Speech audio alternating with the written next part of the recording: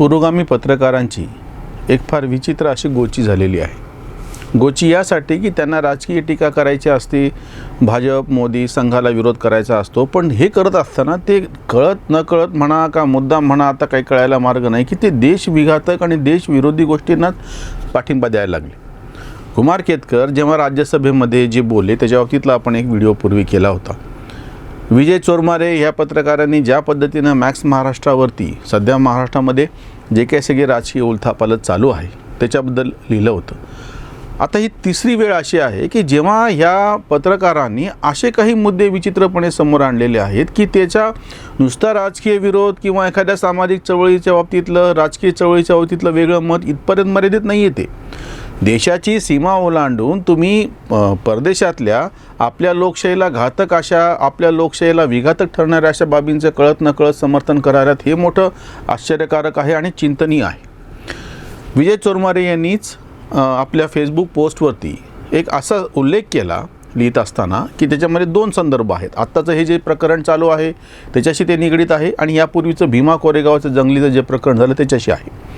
सध्या भीमा कोरेगाव दंगल आणि एल्गार परिषद यांच्या बाबतीतला जो खटला कोर्टामध्ये चालू आहे त्याच्यातले जे आरोपी आहेत ह्या आरोपींना संपूर्णपणे न्यायालयीन त्यांना त्यांच्यावरती अन्याय झाला असं वाटू नये म्हणून त्यांनी जे जे काही न्यायालयीन हत्यारं वापरायची आहेत, अधिकार वापरायचा आहे ते सगळं वापरून झालं आणि त्यांना पोलिसांनी ताब्यात घेतलं, तुरुंगात डांबलं. आता ते तुरुंगात आहेत.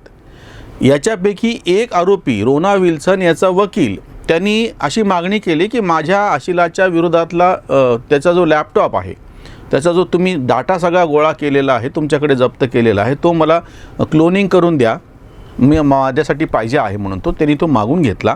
रोना विल्सनच्या लॅपटॉपचा डाटा किंवा त्याचा ईमेल त्याचा डाटा हा मागून घेतला आणि त्याची चौकशी करण्यासाठी अमेरिकेतली एक संस्था आर्सेनल कन्सल्टन्सी त्याच्याशी त्यांनी संपर्क केला आणि ते तपासून घेतलं. त्यांनी असा अहवाल दिला, लक्षात घ्या भारतामध्ये खटला चालू आहे, नक्षलवादासारखा अतिशय गंभीर विषय आहे, पंतप्रधानाची हत्या करण्याचा कट नक्षलवाद्यांनी कसा केला त्याच्याशी हे आरोपी कसे निगडीत, इतका गंभीर विषय आहे. याच्यामधला एक गुन्हेगार रोना विल्सन त्याचा वकील असं म्हणतो तो डाटा त्याला नियमाप्रमाणे मिळतो, तर तो डाटा तो भारताच्या बाहेर पाठवतो.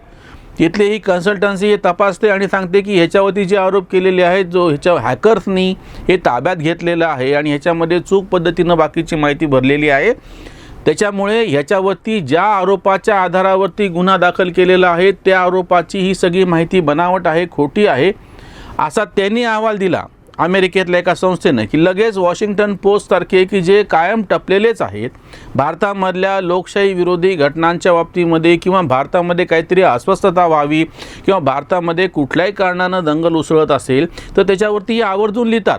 मग ते CA असो किंवा आता जे चालू शेतकरी आंदोलन असो, प्रत्येक गोष्टीमध्ये तुमच्या असं लक्षात येईल.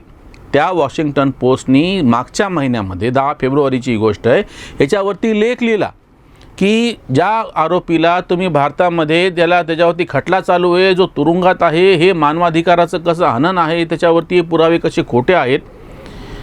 ठीक आहे, ते परदेशामध्ये काय चालले ते ह्या पत्रकारांनी ही सगळ्यात ज्याच्यातली आक्षेपाची गोष्ट आहे. विजय चोरमारे त्याचा संदर्भ घेतात, आपल्या पोस्टमध्ये वापरतात आणि असं सांगतात की ज्यांना तुम्ही अवैधरित्या त्यांना तुरुंगामध्ये डांबलेलं आहे आणि जे कसे निर्दोष आहे ते सिद्ध होतं आहे. दुसरी याच्यातली एक बाब आहे की जी आत्ताशी निगडीत होती, त्याच्यामध्ये अजून एक आरोपी होता, तो म्हणजे आनंद तेलतुंबडे. जेव्हा हे असं म्हणतात की बाबा तुम्ही विचारवंतांना, लेखकांना, साहित्यिकांना तुरुंगात टाकतात, अभिव्यक्ती स्वातंत्र्याची गळचेपी करतायत, हे बोलणारे हे पत्रकार हे लक्षात घेत नाहीत की आनंद तेलतुंबडे यांच्यावरती जेव्हा गुन्हा दाखल झाला होता तेव्हा त्यांना सर्वोच्च न्यायालयामध्ये जाण्याची, विविध न्यायालयामध्ये जाण्यासाठी पूर्ण 14 महिने मिळाले. नोव्हेंबर 2018ला जेव्हा त्यांना जामीन नाकारला गेला ते न्यायालयात गेले, त्यांना जामीन अंतरिम मंजूर झाला आणि वारंवार त्यांनी खिटे गाठले, 1-2 दिवस नाही 14 महिने ते आपल्या न्यायालयीन प्रक्रियेतल्या हा जो आपल्याकडे लांबत जातं ना न्याय डिले म्हणजे त्याला उशीर मिळत जातो त्याचा फायदा घेऊन हा माणूस 14 महिने तुरुंगाच्या बाहेर राहिला. शेवटी हा न्यायालयामध्ये हारला. न्यायालयाने यांना सांगितलं आनंद तेलतुंबडेंना की तुम्हाला आता पोलिसांना शरण जावं लागेल. त्यांना अटक केलेली नव्हती तपास यंत्रणेनं आपणहून. न्यायालयामध्ये सगळे तुम्ही हत्यारं वापरले, तुम्ही हारलाल. त्याच्यानंतर तुम्हाला एप्रिल 2020ला तुम्हाला शरण जावं लागलं म्हणजे पोलीस तपास यंत्रणेला. तेही यांनी दिवस निवडला 14 एप्रिल. 14 एप्रिलला अनंत तेलतुंबडे न्यायालयाला पोलिसांना शरण गेले आणि त्यांना तुरुंगात टाकण्यात आलं. या सगळ्या पुरोगामी पत्रकारांनी अशी बोंब केली होती, बघा बाबासाहेबाच्या नाथ जावयाला बाबासाहेबांच्या जयंतीच्या दिवशीच तुम्ही तुरुंगात टाकलं. प्रत्यक्ष घडलं असं होतं की 1-2 नाही 14 महिने अनंत तेलतुंबडे न्यायालयाशी झटत होते त्यांच्यासाठी. आणि त्यांना दिलेली मुदत संपल्याच्या नंतर त्यांना दिलेला शरणागतीचा कालावधी संपत असताना शेवटचा दिवस त्यांनी जाणीवपूर्वक निवडला. आणि बोंब मात्र उलटी कशी करण्यात येते की बघा अभिव्यक्ती स्वातंत्र्याचं कसं त्याच्यावरती घाला घातलेला आहे आणि ह्याच्यावरती कसा अन्याय होतो आहे. दुसरं जे प्रकरण आहे रश्मी शुक्लाचं, त्याच्याबाबतीतलं त्यांनी जे हे केलेलं आहे त्यांच्या लेखामध्ये, त्या पोस्टमधला जो मजकूर आहे मी तो तुमच्यासमोर ठेवतो. म्हणजे तुमच्या असं लक्षात येईल की ही म्हणजे कशा पद्धतीनं हे बुद्धिभेद करता आहेत. आणि जेणेकरून सर्वसामान्य जो काही दर्शक असेल किंवा ह्यांचा जो काही वाचक असेल की त्याचा बुद्धिभेद होऊन त्याचा आपल्या जी व्यवस्था आहे ही काय चालू आहे माहिती आहे का, की सातत्यानं आपली जी व्यवस्था आहे आपल्या ह्या व्यवस्थेमध्ये सर्वसामान्य माणसाचा ह्याच्यावरचा विश्वास उडून जावा. कायदा सुव्यवस्था, पोलीस यंत्रणा, तपास यंत्रणा, सर्वोच्च न्यायालय, लोकशाही. राहुल गांधी आत्ता परदेशी एका संस्थेला मुलाखत देत असताना वेबिनारमध्ये असा आरोप करतात, भारतामध्ये लोकशाही नाही, मला बोलू दिलं जात नाही, संसदेमध्ये मला बोलू दिलं जात नाही. आत्ता 5 राज्याच्या विधानसभांच्या निवडणुका चालू आहे, त्याच्यातलं सगळ्यात मोठं राज्य पश्चिम बंगाल, तिथं राहुल गांधी फिरकलेच नाहीत. सध्या संसदेचं अधिवेशन, अर्थसंकल्पीय अधिवेशन सुरू झालं, एक मध्यंतरानंतर परत एकदा दुसरा जो त्याला भाग आहे तो सुरू झालेला आहे. राहुल गांधी गायब आहेत आणि बाहेर असा आरोप करतायत की मला लोकसभेमध्ये बोलू दिलं, तुम्ही हजरच नाहीत.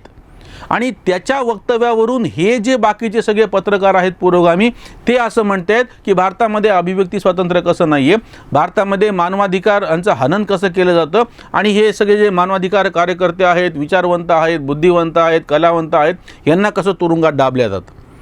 दुसरा जो भाग आहे त्या पोस्टमधला जो अतिशय घातक पद्धतीनं समोर येतो आहे तो असा आहे की रश्मी शुक्ला ह्या ज्या अधिकारी आहेत, या अधिकारी केव्हापासून महाराष्ट्र सरकारमध्ये कार्यरत आहेत, अतिशय ज्येष्ठ अशा अधिकारी आहेत. त्यांनी उच्चस्तरीय बदल्यांमध्ये कशा पद्धतीनं रॅकेट खेळल्या जातं आणि पैशाचे कसे गैरव्यवहार होतात याच्या बाबतीमधला एक रिपोर्ट तयार केला. कोणाचे फोन टॅप करायचे आहेत, कोण कोणाला कुठं भेटत आहे, हॉटेलमध्ये हे दलाल कसे भेटत आहेत, ही सगळी माहिती घेतल्याच्या नंतर आणि त्यासाठीची जी ड्यू प्रोसेस आता त्यांच्या ह्याच्यामध्ये उल्लेख आहे आणि त्यांनी हा तयार केलेला अहवाल ऑगस्टमध्ये मुख्यमंत्र्यांना सादर केला. रश्मी शुक्ला यांनी ऑगस्ट 2020मध्ये हा अहवाल मुख्यमंत्र्यांना सादर केला. प्रत्येक अधिकाऱ्यांची नावं लिहिली की हा अधिकारी आधी कुठं होता आणि कुठल्या ठिकाणची बदली मागतो आहे, या बदल्यासाठी कशा पद्धतीचे पैशाचे व्यवहार होत होते. संभाषणाचा एवढा मोठा 6 GB डाटा त्यांनी नंतर तो आता माजी मुख्यमंत्री आणि विरोधी पक्षनेते देवेंद्र फडणवीसकडे दिला आणि देवेंद्र फडणवीस यांनी ती भारत सरकारचे जे गृहसचिव आहेत त्यांच्याकडे तो दिलेला आहे. या प्रकरणात तुम्ही लक्षात घ्या, रश्मी शुक्लांनी हा आरोप केला, सरकारने काही कारवाई केली नाही. त्याच्यानंतर आता देवेंद्र फडणवीसनी ते प्रकरण उचलून धरलं, केंद्रामध्ये गेलं आणि ह्या सगळ्याच्या बाबतीमध्ये एक जबाबदार पत्रकार विजय चोरमारे त्यांच्या फेसबुक पोस्टमध्ये असं लिहित आहेत, कोरेगाव भीमाची दंगल झाली तेव्हा या शुक्ला मॅडम पुण्याच्या पोलीस आयुक्त होत्या. तत्कालीन मुख्यमंत्री देवेंद्र फडणवीस यांनी त्यांच्याच मार्गदर्शनाखाली एल्गार परिषद आणि अर्बन नक्षलीची पटकथा लिहून घेतली.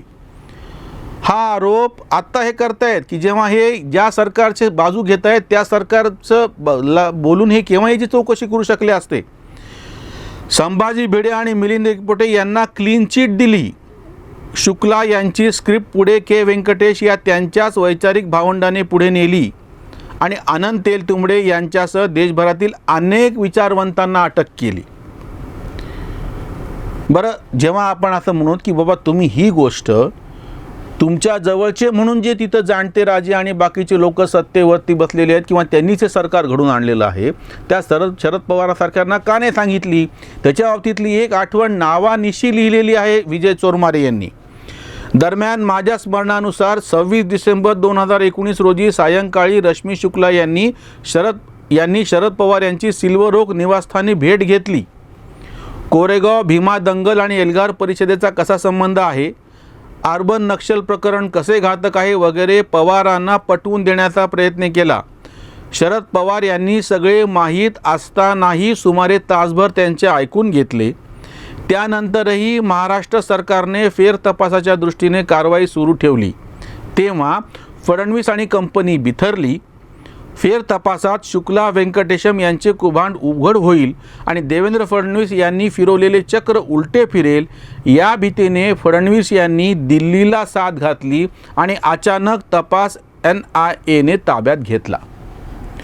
तुम्ही काय लिहायला लागला? तुम्ही जबाबदार पत्रकार आहात. सध्या हा सगळं जे काही ज्याला जुडियस मॅटर म्हणतात, आत्ता सध्या हा खटला चालू आहे न्यायालयामध्ये. गेले 16 महिने तुमचं सरकार या ठिकाणी सत्तेवरती आहे. तुम्हाला जर हा सगळा आक्षेप होता तर तुम्ही सांगताय केव्हा? सरकार स्थापन झाल्याच्या एकच महिन्यात 26 नोव्हेंबरचा 27चा काहीतरी शपथविधी आहे उद्धव ठाकरे सरकारचा, आणि ही आठवण सांगतायत की 26 डिसेंबर 2019, बरोबर 1 महिन्यानंतरची गोष्ट आहे. एक उच्चपदस्थ अधिकारी शरद पवारांना भेटते. पहिला तर आक्षेप हा आहे की यांनी लिहिलेलं आहे की शरद पवारांच्या निवासस्थानी सिल्वर ओकला. मुख्य आक्षेप असा आहे की एखादा उच्चपदस्थ अधिकारी अधिकृतरित्या शरद पवारांची काय म्हणून त्यांच्या निवासस्थानी जाऊन भेट घेतो कार्यालयीन कामासाठी. कारण की शरद पवार ह्या महाराष्ट्र सरकारच्या कुठल्याही संवैधानिक पदावरती नाही आहेत. महाराष्ट्र सरकारचा कुठलाही अधिकारी हा शरद पवारांना उत्तरदेही असू शकत नाही. मुख्यमंत्री त्याला बोलू शकतात, गृहमंत्री त्यांना बोलू शकतात, हे मी समजू शकतो. पण ज्याचा अधिकृतरित्या कागदोपत्री या सरकारचा संबंध नाही, अशा एका ज्येष्ठ नेत्याकडं महाराष्ट्र सरकारचा अधिकारी बंगल्यावर जाऊन माहिती देतो, हेच मुळात आक्षेपार्ह आहे. आणि हेच यांना काहीच वाटत नाही. तुम्ही लिहित असताना काय लिहून चाललात? म्हणजे तुम्हाला या ठिकाणची जी प्रशासकीय व्यवस्था आहे त्याच्याबद्दलची काही माहिती नाही. म्हणजे त्याचे जे प्रोटोकॉल पाळायचे आहेत, त्याचे जे काही प्रतिष्ठा ठेवायची त्या पदाची, त्याच्या बाबतीतही काही नाही. अडचण अशी आहे की जेव्हा हा तपास NIAकडे गेला म्हणून हे त्याच्यावरती तक्रार करायला लागलेत NIAकडं. महत्त्वाची गोष्ट अशी आहे की नक्षलवाद हा फक्त महाराष्ट्रापुरता संबंधित विषय नाही. अर्बन नक्षल हा जो शब्द आलेला आहे हा काँग्रेसच्या काळात आला, P. चिदंबरांनी आणला. यापूर्वी महाराष्ट्रामध्ये 15 वर्ष 1999 2014 काँग्रेस आणि राष्ट्रवादीचं सरकार होतं. सध्या ज्या नक्षलवादींवरती कारवाई केल्या गेलेली आहे, ज्यांना तुरुंगात डांबलेलं आहे, ज्यांच्यावरती काय वेगवेगळे गुन्हे दाखल झालेत, यांची जी फाईल तयार झालेली आहे ती काही आत्ता हे सरकार सत्तेवरती आलं 2014 पासून दिल्लीमध्ये आणि 2014 ऑक्टोबरपासून मुंबईमध्ये आलं त्यांनी केली असं नाही. पोलीस खात्यामध्ये चोरमाऱ्यांना हे माहीत असायला पाहिजे, किंवा माहीत असलं तरी ते जाणीवपूर्वक लपवत आहेत की पोलीस खात्यामध्ये जवळपास 15 20 वर्ष नक्षलवाद्यांशी संबंधित जे काही आरोपपत्र केलेले आहेत, त्याच्या माहिती गोळा केलेली आहे, त्यांच्यावर वेगवेगळ्या निमित्तानं गुन्हे दाखल केलेले आहेत, वेगवेगळे प्रसंग, या सगळ्याचा ज्याला कच्चा चिठ्ठा म्हणतो आपण हिंदीमध्ये, तसा तयार आहे. आणि तुम्ही बिंदास असं सांगताय की जे काही घडतंय ते आत्ता 2019 पासून घडत आहे. म्हणजे आत्ताचे सध्या जे मुख्यमंत्री आहेत त्यांचाच पक्ष 2014 पासून पण सत्तेवरती होता. मग विजय चोरमारे त्यांच्यावरती बोट दाखवणार आहेत का? म्हणजे ते जेव्हा भाजपबरोबर होते, हे जे कुभांड रचले तुमचं असं म्हणणं आहे की भीमा कोरेगाव आणि एल्गार परिषदेचं जे काही कुभांड आहे त्यावेळेस शिवसेना पण सत्तेमध्ये होती ना. मग तुम्ही आत्ता त्या शिवसेनेच्या मुख्यमंत्र्यापाशी, त्या सेनेच्या इतर मंत्र्यांपाशी जेव्हा जाऊन तक्रार करता सांगतात, तेव्हा तुम्हाला ही गोष्ट का लक्षात येत नाही? या पुरोगामी पत्रकारांचं सातत्याने एक गोष्ट समोर येत चाललेली आहे. त्याचे कुमार केतकर असो, राजदीप सरदेसाई असो, रवीश कुमार असो, विजय चोरमारे असो, किंवा अजून बाकीचे कुठले लोक घ्या, तुम्ही यांचं लिखाण बघा आणि बऱ्याचदा हे खोटेपणा करतात.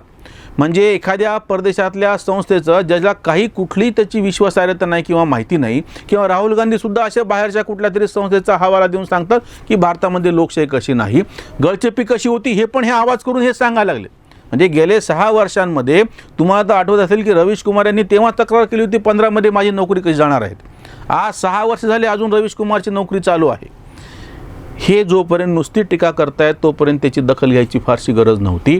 पण नक्षलवादाच्या निमित्ताने हा जो काही एक आंतरराष्ट्रीय भारताच्या लोकशाहीला काय म्हणता येईल त्याला, भारताची लोकशाही मोडण्याचा जो एक विशिष्ट कट चालू आहे, त्याला हे लोक पाठिंबा देतात, हे जास्त चिंताजनक आहे. हे जर कळत जाणीवपूर्वक हे करत असतील तर अतिशय गंभीर गोष्ट आहे, नकळतपणे करत असतील तर त्यांना ही जाणीव करून द्यायची गोष्ट आहे. आणि सर्वसामान्य लोकांच्या हातामध्ये आता इतकीच गोष्ट आहे की ह्यांच्या अशा लिखाणाला, अशा वक्तव्याला चुकूनही थारा देऊ नये, चुकूनही त्याला प्रतिष्ठा देऊ नये.